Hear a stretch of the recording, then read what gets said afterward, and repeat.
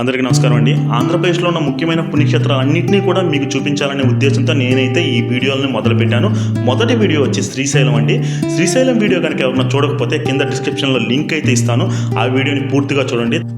గుడిలోకి ప్రవేశించినప్పటి నుంచి కూడా ఎక్కడ చూసినా సరే ఓం నమ శివాయ, ఓం నమ శివాయ అని చెప్పి శివనామచరణి వినిపిస్తూ ఉంది.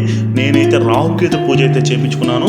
ఆదివారం రాత్రి అయితే ఒక దర్శనం అయితే చేసుకున్నాను. సోమవారం ఉదయం కూడా ఇంకోసారి దర్శించుకుందామని చెప్పి వచ్చాను. చూడండి, సోమవారం అయితే భక్తుల రద్దీ ఎక్కువగానే ఉంది.